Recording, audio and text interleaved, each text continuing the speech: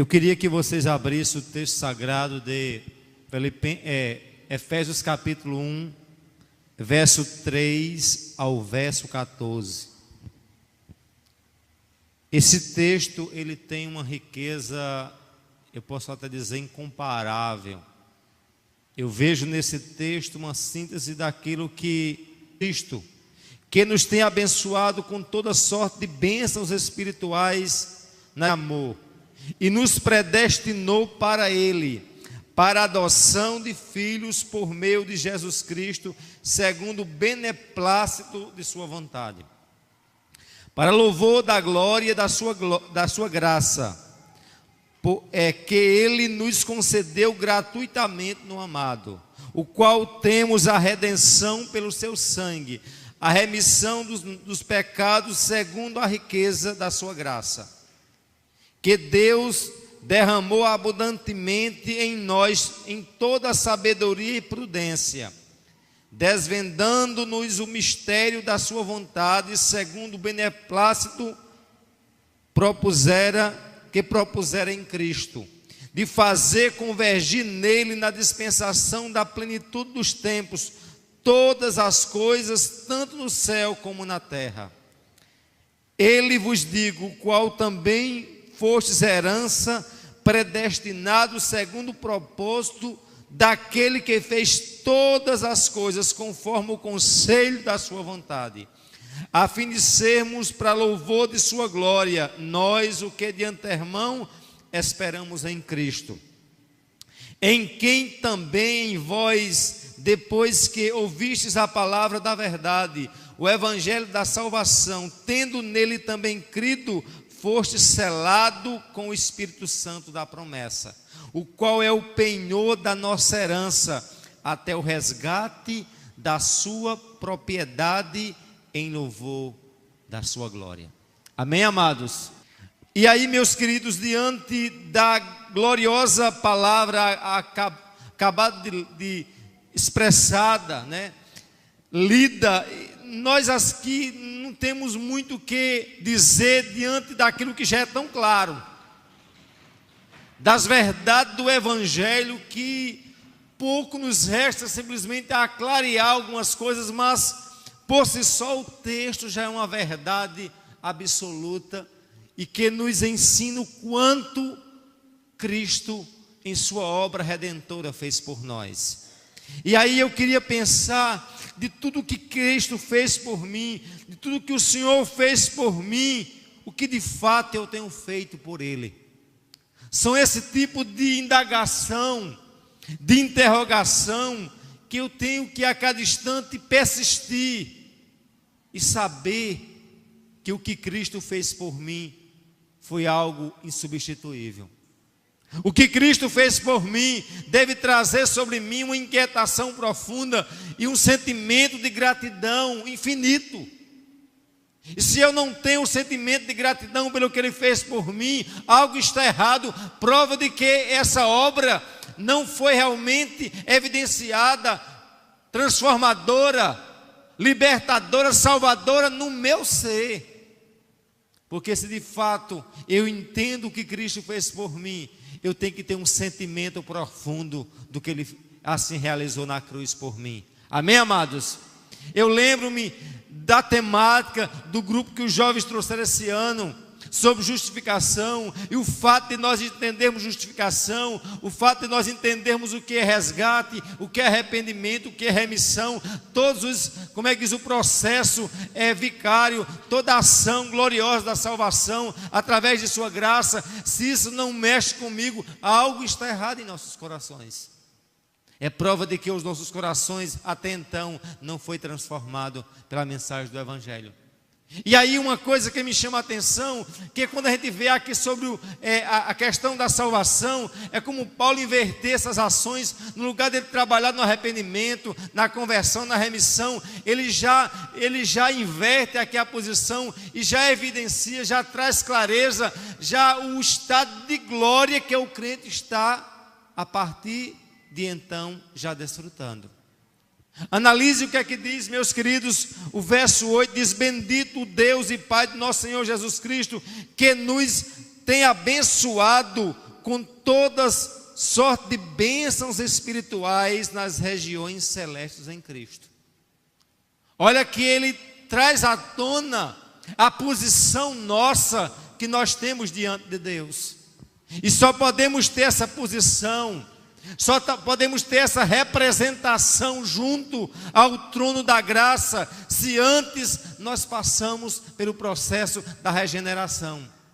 E ele aqui ele não traz à tona a regeneração em primeiro lugar, ele já traz a glorificação, que é os últimos processos que se tem da salvação.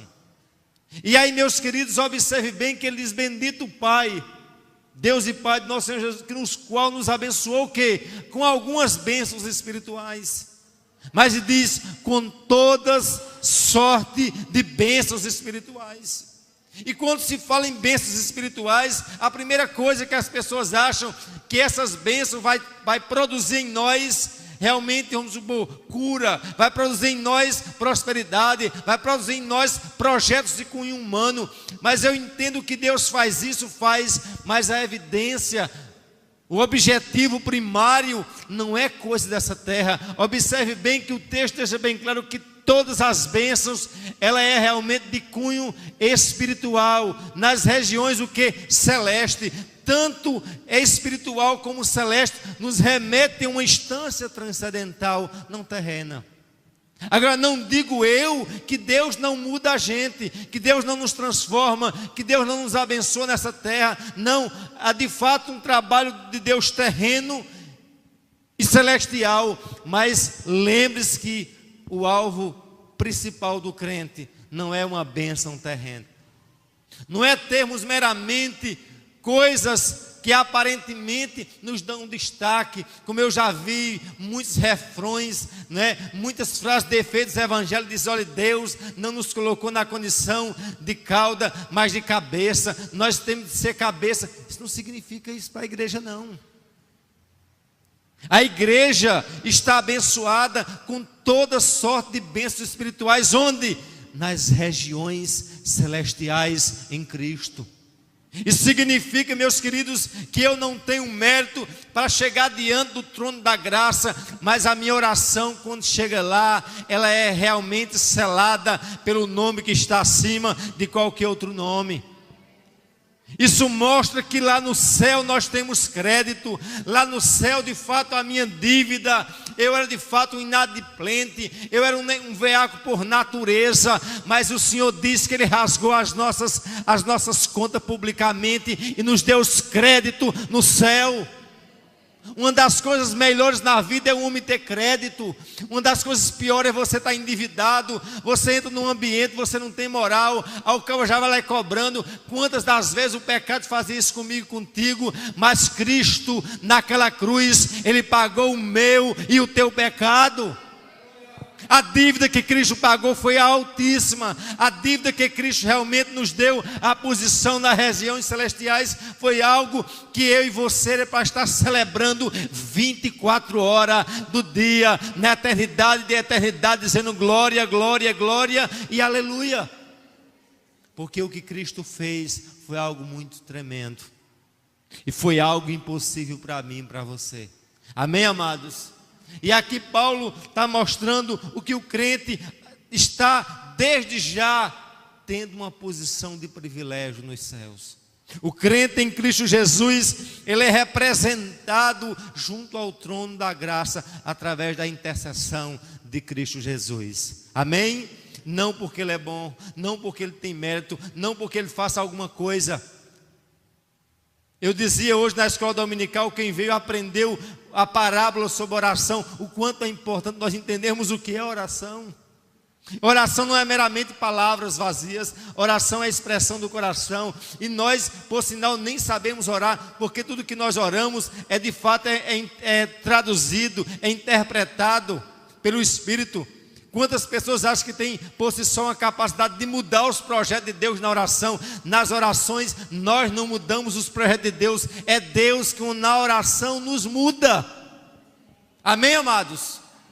A oração não é para nós realmente conquistarmos e impor Deus, não, é o contrário. E muitas das vezes nós não queremos orar, mas Deus cria situação para nós orarmos. Isso mostra que todo esvaziamento humano diante da incapacidade, da inércia do ser humano, mas diante dessa incapacidade, Deus em Cristo Jesus fez o que eu não podia jamais fazer. Amém? Na cruz, Ele me levou ao trono de Deus. Amém? Através da cruz, Cristo me levou à instância mais alta que um ser humano, que um ser vivo poderia de fato galgar. É estar no trono da graça de Deus. Sendo o quê? Diga: abençoado em toda a sorte de bênçãos espirituais. Onde? Nas regiões celestes em Cristo. Não é simplesmente nas regiões, mas nas regiões representadas em Cristo. Cristo me representa junto ao trono. Amém? Sabe por que esse culto está sendo aceito por Deus? Porque ele está sendo feito em nome de Cristo. Sabe por que nossas orações de fato acolhida? Porque ela está sendo carimbada e justificada e tendo a autorização do nome de Jesus, que está acima de qualquer outro nome. Amém, amados? Além de estarmos abençoados em todas as regiões celestes através de Cristo, diz o verso 4, diz: assim como Ele nos escolheu antes da fundação do mundo para sermos santos e irrepreensíveis perante Ele em amor. Lembre-se de uma coisa, que a escolha de sermos santos, lembrando que mesmo a santificação sendo um processo que cabe realmente em mim, uma ação, mas jamais eu por si só, e nem você, nem ninguém, tem capacidade de se tornar santo. Amém? Nós só somos santos porque antes nós fomos salvos. É inviável alguém ser santo, ser santo sem antes ser salvo. E eu sou só santo hoje porque um dia Cristo me escolheu para ser um salvo. Amém? E é muito interessante nós percebermos isso, que a escolha foi de Deus, que a ação foi de Deus, de me tornar de fato salvo, para consequentemente me dar a condição de ser um santo. E um santo, como muitos rotulam de forma bem pejorativa, que o santo é alguém perfeito, que santo é alguém, na verdade, como é que diz, que chegou a um estágio de uma nirvana espiritual. Não, santo significa ser separado, santo significa ser utilizado, ou seja, por isso que não cabe a mim e a você estar na igreja e ao mesmo tempo estar no arraial ali. Não adianta eu estar aqui e ao mesmo tempo estar desfrutando de coisas que não convém a um santo, porque santo significa não perfeição, mas significa separado para uma determinada finalidade. Amém, amados? E aí lembre-se de uma coisa, que antes de nós de fato alcançarmos a santificação, nós antes alcançamos o quê? A salvação. E se somos salvos, precisamos ser gratos. Se somos salvos, precisamos de fato a cada instante dizer: Senhor, muito obrigado, porque, meus queridos, o que está em jogo é a nossa eternidade. Eu estava pensando em Helenildo, mais conhecido como Pondonga, e lembrando, ele será se imaginava jovens que tão cedo ia partir. Como está de fato a situação dessas pessoas que passam repentinamente. E eu preciso entender, meu querido, que eu preciso estar preparado, vivendo uma vida, porque assim como o Pondonga partiu tão rápido, tão bruscamente, pode ser Flávio, pode ser Cícero, pode ser Silvina Rocha, pode ser Zé Maria, pode ser qualquer um da gente. A gente pode fechar os olhos e abrir os olhos na eternidade. E lá não tem volta.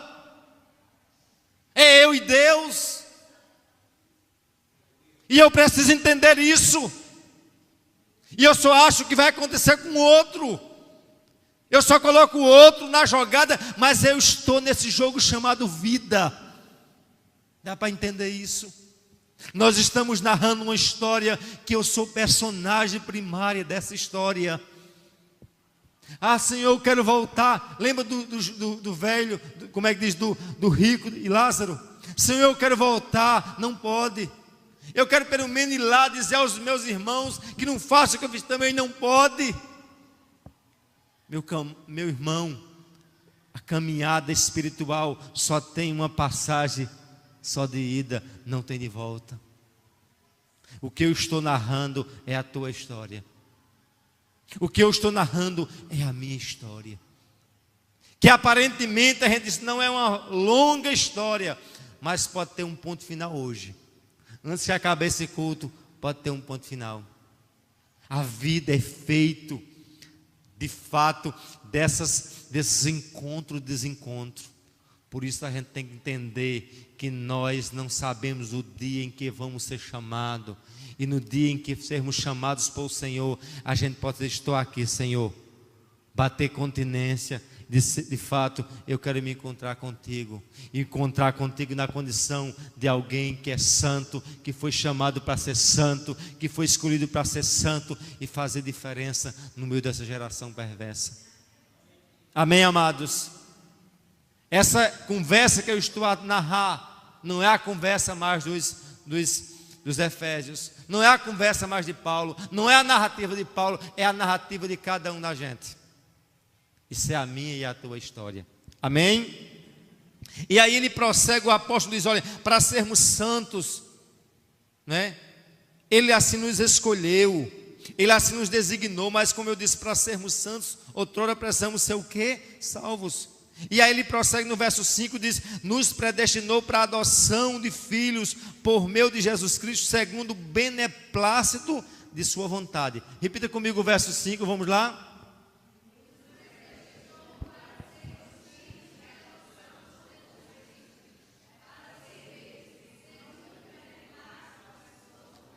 Ele nos predestinou para quê? Ele nos predestinou para quê? Para sermos filhos. Filhos de quê? Filho porque é um filho assim de original. É um filho que tem o direito, mas diz que é um filho por adoção. Ou seja, nós não tínhamos nada a ver com Cristo. Nós não tínhamos nenhum merecimento. Porque nós não tínhamos, toda a lei natural foi quebrada. Ou seja, diz que Ele nos tornou filho através da adoção em Cristo. Ou seja, o Filho único que Deus tem, perfeito, em santidade, em perfeição, é quem? É Cristo. Mas Deus me deu o status de filho na condição de adotivo. Isso é uma coisa linda. E sabe o que isso implica, meus queridos? Na condição de filho, eu tenho o mesmo direito de herança de Cristo. Você pode pegar qualquer pai aqui, que tem um filho natural, e ele adota legalmente, jovens, um filho adotivo, ele vai ter realmente as mesmas prerrogativas, os mesmos direitos legais. Ah, mas não tem um sangue, mas tem adoção. Eu por natureza não tenho direito ao céu. Eu por natureza e você temos direito, sabe de quê? Do inferno. Mas louvado seja Deus, que um dia Deus me tornou filho por adoção. Ele veio para os seus, diz o texto, mas os seus não receberam, mas todos quanto receberam, deu-lhe o poder de se tornarem filho de Deus. Eu já vi alguém me perguntar, pastor, todos são filhos de Deus? Diz, nem todos são filhos de Deus, todos podem ser filhos de Deus por criação. Como criaturas sim são filhos, mas entrará no céu não é as criaturas, mas entrará nos céus os adotados, os que não merecia. Por isso que João deixou bem claro, ele veio para os seus, veio para os judeus de fato, diria que é o filho da promessa, da descendência, é de fato, irmão Cícero, da oliveira verdadeira. Aí o Senhor disse, eu corto a oliveira e enxerto o quê? Uma figueira brava. Dá para entender isso que é adoção? É o que Cristo fez por mim e por ti. E isso não sensibiliza o nosso coração, está ruim. Se eu não entendo o que ser adotado e o que implica isso para mim, em estar na região celeste e ser realmente abençoado com todas as sortes de bênçãos espirituais, se isso não sensibiliza o meu coração, é prova que eu não fui adotado ainda. Amém, amados? É prova que parece que eu ainda sou de criatura, não de adoção. Mas para os que são de fato adotados, diz o texto, Ele nos predestinou para sermos o que? Filho do quê? Adotivos de Cristo para si mesmo. Segundo o quê? Segundo a minha bondade, segundo a minha fidelidade, segundo a minha religiosidade, segundo o beneplácito. A ideia de beneplácito, segundo a bondade, a infinita misericórdia, aquilo que eu não tinha realmente merecimento nenhum, mas segundo o beneplácito de sua vontade. Além dessa bondade, é uma bondade direcionada não pela minha vontade, mas pela vontade de Deus. Sabe por que você é salvo? Sabe por que você é adotado? Sabe por que você é herdeiro? Sabe por que você tem um penhor? Sabe por que você é selado pelo Espírito Santo? Não é porque você quis, mas porque Deus em sua vontade quis. E se esvazia o meu ser e diz: o que é que eu fiz para ser salvo? Nada. O que me faz realmente um crente aprazível aos olhos do Senhor? Nada. Mas Deus olhou para mim e viu um miserável pecador e disse: eu quero salvá-lo. E se Cristo fez tanto por mim, eu pergunto, o que eu tenho feito por Ele? No mínimo, o reconhecimento do seu senhorio. Amém, amados? E aí o verso prossegue dizendo assim, o verso 7, o qual temos a redenção pelo seu sangue, a remissão dos pecados, segundo a riqueza de sua graça. Observe aqui que Paulo evidencia duas palavras interessantes, que quais são sinônimos, diga redenção e remissão. A redenção e a remissão é solidificada, meus queridos, na eficácia do sangue de Jesus. Um dos hinos que o Joninha cantou realmente mostra o quê? O poder que há no sangue. Amém, amados? É nesse sangue que a igreja está triunfando.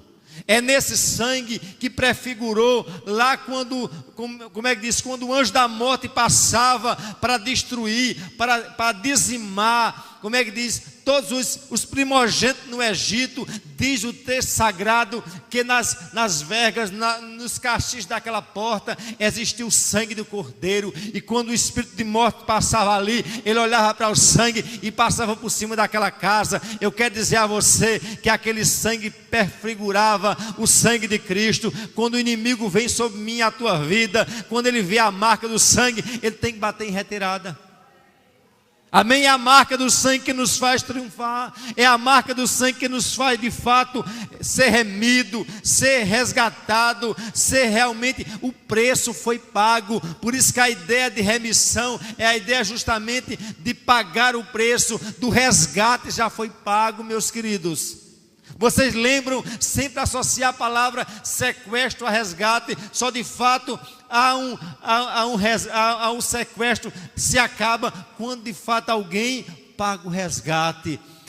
O diabo, através do pecado, me sequestrou de Deus, mas Cristo no seu sangue nos resgatou de volta à casa do Pai. E se acreditamos piamente nisso, nós somos o povo mais feliz da face da terra, que 24 horas deveríamos celebrar o resgate. A cruz do Calvário é a nossa vitória, como já foi cantado nessa noite. Amém, amados? A cruz de Cristo não é meramente um pedaço de pau transpassado entre um e outro. Não, a cruz de Cristo é o que Cristo fez que eu não poderia fazer.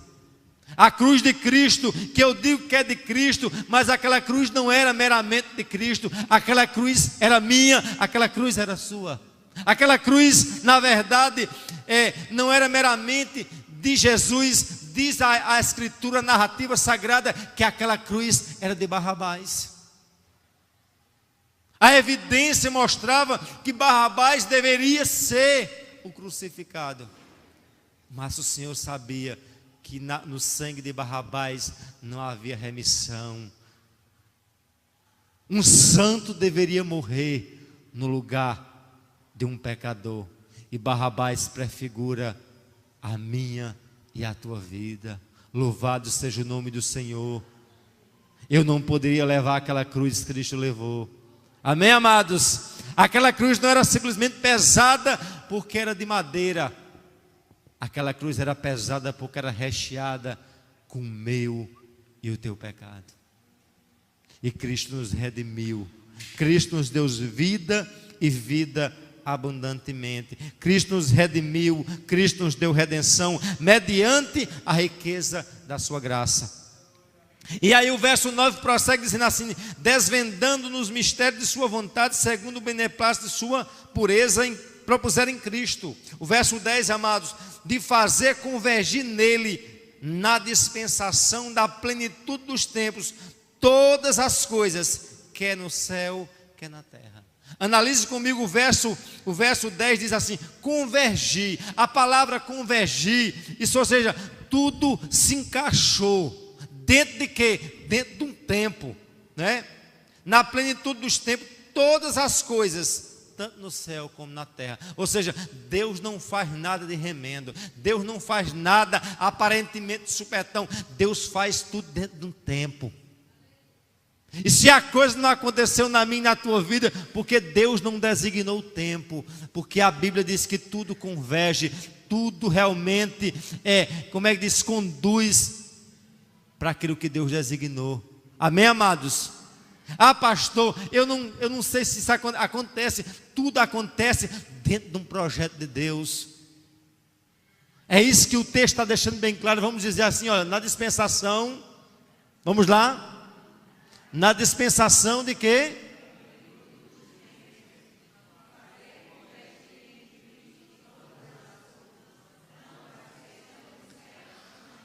Faz convergir só algumas coisas, mas todas as coisas. Onde? Nos céus e na terra. Tem coisa que a gente não entende porque Deus permite, mas tudo acontece dentro de um plano de Deus. Amém? Tudo contribui para o bem daqueles que amam a Deus, daqueles que são chamados segundo o seu propósito. Eu muitas vezes não entendo o propósito de Deus, mas Deus está entendendo porque está o fuzuê, aquela bagunça que eu digo, eu não estou entendendo nada, mas Deus está entendendo tudo, tudo vai convergir.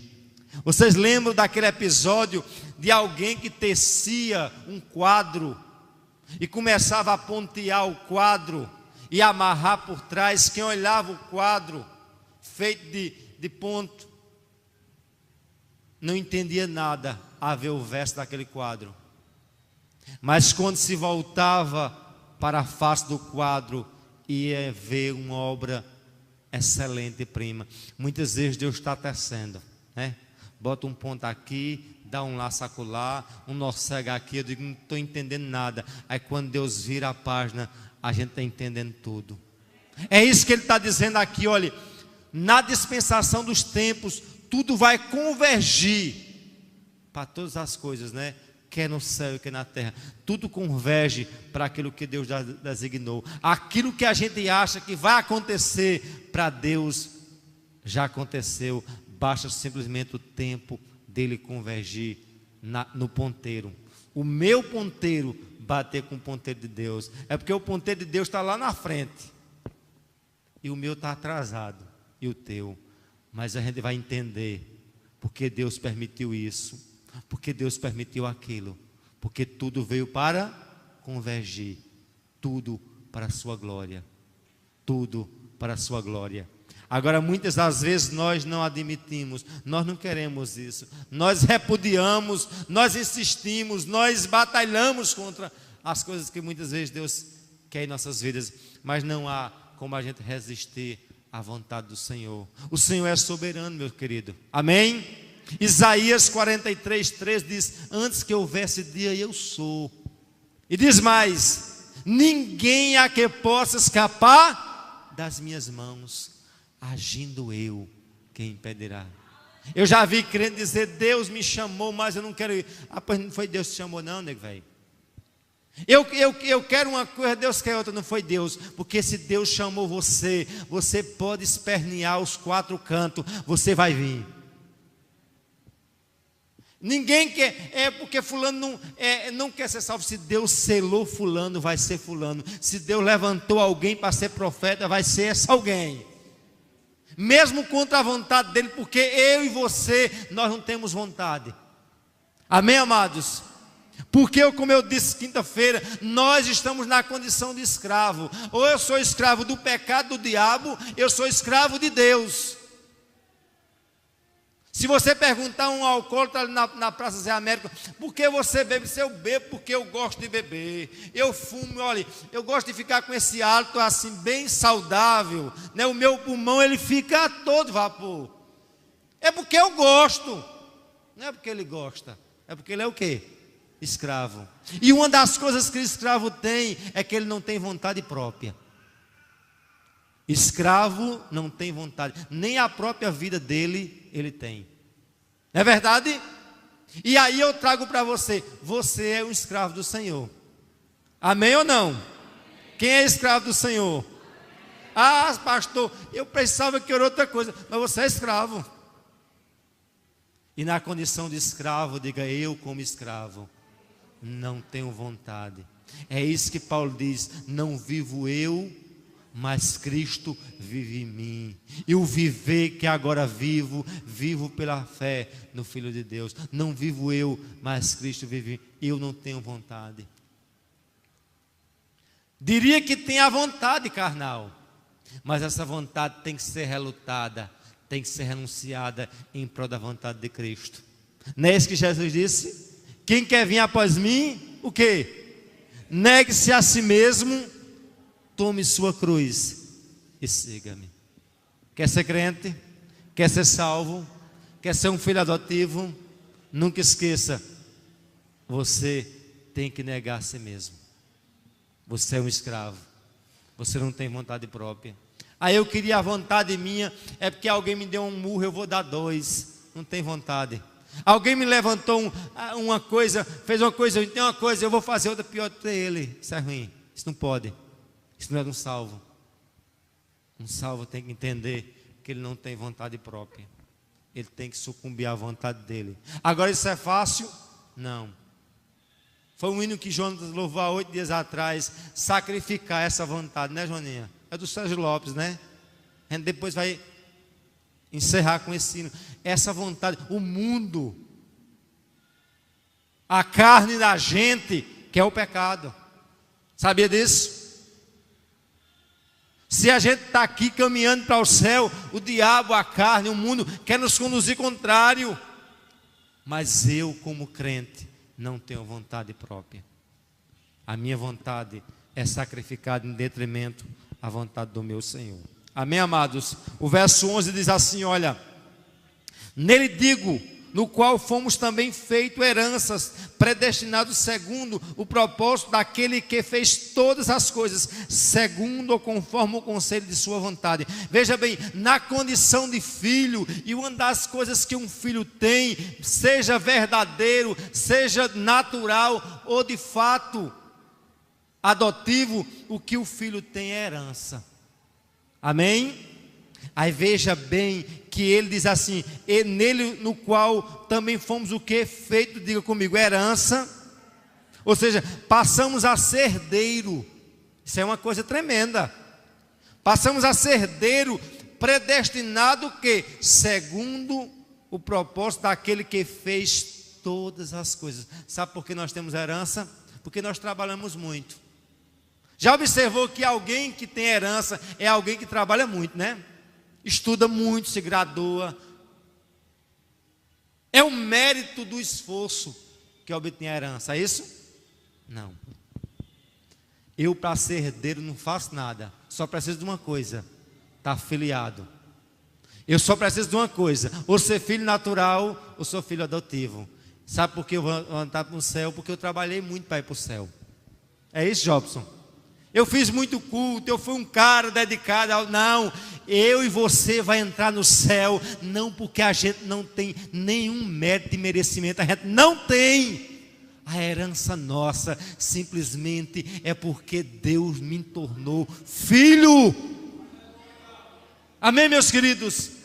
Digo também haver feito o que? Herança, havendo sido predestinado conforme o que? O propósito daquele que fez todas as coisas. Aí ele fez as coisas e veio consultar você, o que quer fazer. Ele fez, diz o texto o quê? Segundo o quê? O conselho de sua vontade. Aquilo que você esperneia para dizer, eu não vou fazer, Deus já fez. E o que Deus fez, está feito. O que Deus assinou, está assinado. O que Deus decretou, está decretado. Aí fulano não estava no lugar, o anjo levou a bênção de volta. Isso não é decreto de Deus não, isso é conversa de carochinha. O que Deus decretou, ninguém consegue revogar. É isso que o texto está dizendo. Se somos filhos, se somos herdeiros na condição de graça, Ele fez todas as coisas de acordo com o conselho, com a sua vontade própria.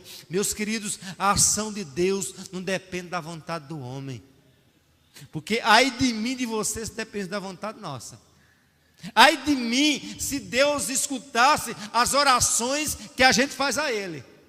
Eu não sei se vocês estão lembrados daquele filme Todo Poderoso. O indivíduo que de fato achava que no lugar de Deus fazia muita coisa. Lembra daquele filme? E o indivíduo muitas vezes a gente é assim. Eu estou lá, eu no lugar de Deus eu fazia um bocado de coisa. E muitas vezes quando Deus, ali naquela paródia, naquela simulação, né? Ele vê o quanto ele é impotente. E eu quero dizer uma coisa para vocês, meus amados. A gente muitas vezes resiste, ou melhor dizendo, tenta resistir. Mas eu só quero dizer uma coisa: o que Deus tem na mim, na tua vida, Ele vai cumprir na íntegra. Não porque eu sou bom, não porque eu presto, não porque nós prestamos, mas porque Ele, em sua graça, fez o que eu não poderia fazer. Amém, amados? Por isso Ele me colocou sentado nas regiões celestes. Por isso que de fato Ele me escolheu, Ele me adotou, Ele me deu herança, Ele me tornou filho. É isso que o texto está nos dizendo. E aí ele diz o quê? Tudo Ele fez para quê? O verso 12, vamos lá. Para que Ele fez?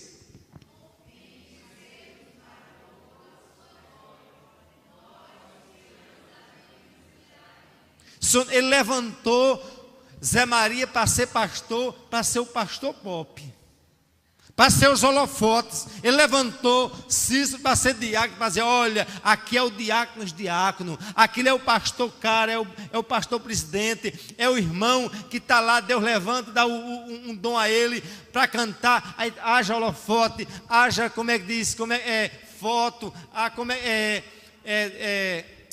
autógrafo e toda aquela tietagem. Como eu vi de forma estarrecedora um pastor cantando uma música em homenagem a Silas Malafaia. Aí eu achei uma aberração um negócio desse. Meu querido, Deus fez tudo isso simplesmente com uma coisa. Vamos lá? Diga, com o fim de sermos para louvor de sua glória. Novamente, com o fim de sermos para louvor de sua glória. Deus fez tudo isso, me esvaziou e te esvaziou simplesmente para ser glorificado. Aí alguém pode dizer, Deus não está demais, toda glória para Ele, porque só Ele é Deus. Não cabe glória para ninguém, não cabe tietagem para ninguém, não cabe exaltação para ninguém. Meu querido, tudo é dele, por meio dele e para ele. Nós não podemos dividir as coisas de Deus, porque Deus na verdade é claro em nos dizer. Ele diz, minha glória pois não darei a outro, nem meu louvor a imagem de escultura. Tem gente que acha que só imagem de escultura, Jobson, idolatria tem na igreja católica. Tem tantos dentro da igreja evangélica. Tem tanta imagem erguida. Tem tanta imagem de carne e osso. Tem gente que tem mais temor aos pastores do que a Jesus. Prova disso: peca na frente de Jesus, mas na frente do pastor dele não peca. É como eu disse, a minha vida, eu tenho que saber, aquele filme, aquele negócio que eu estou fuçando dentro da internet, eu tenho a mesma capacidade de fuçar em casa e ao mesmo tempo dizer, olha, Romário, põe um link aqui, no domingo à noite, a igreja aqui, e solta aquele link que eu estava em casa. É essa forma dos crentes que entende que é um miserável pecador, mas Deus o tornou um miserável pecador e fez desse miserável pecador um indivíduo filho adotivo, com herança, que assentou nas regiões celestes em Cristo Jesus. Amém, amados? E aí ele prossegue e diz o quê? Que ele fez todas as coisas a fim de sermos o quê? Para louvor de sua glória. E ele prossegue dizendo no verso 13: em quem também vós, depois que ouvistes a palavra da verdade, o evangelho da salvação, tendo nele crido, fostes o quê? Selado com o espírito da promessa. É tremendo isso daqui, meus queridos. E eu ainda, como é que diz? Eu começo a perceber a incoerência de muitos crentes jovens que diz que o salvo, de fato, nem todos os crentes têm o Espírito Santo. Todo salvo, ele é selado. Todo salvo, ele tem o Espírito. Ele pode não ter nem os dons do Espírito, mas por si só, ele tem o Espírito. Porque o Espírito, sabe o que é, meu querido? É o selo. Amém? O crente que não tem o Espírito, ele não é crente. Porque o Espírito é a prova de que fomos selados. E por fim, o Espírito é a prova de que ele nos deixou um penhor. E qual o sentido do penhor? Veja o verso 14. Vamos lá para encerrarmos. O qual, vamos lá.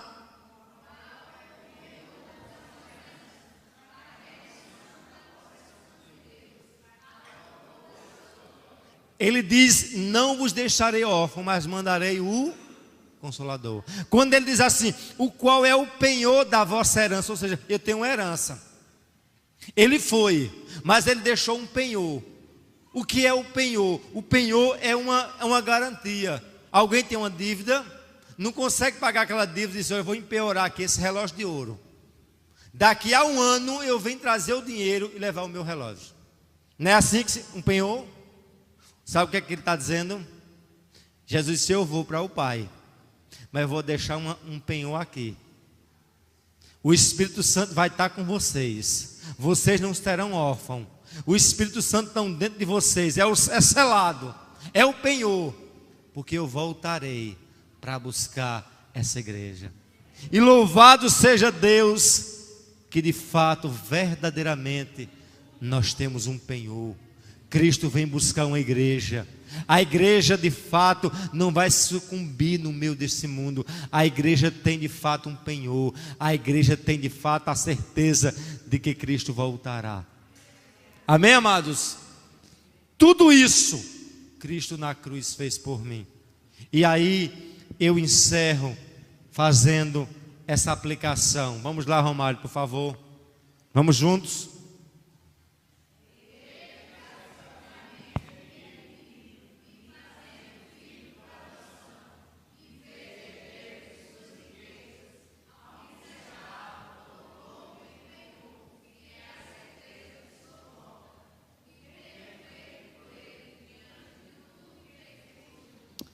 Será se isso mexe com você?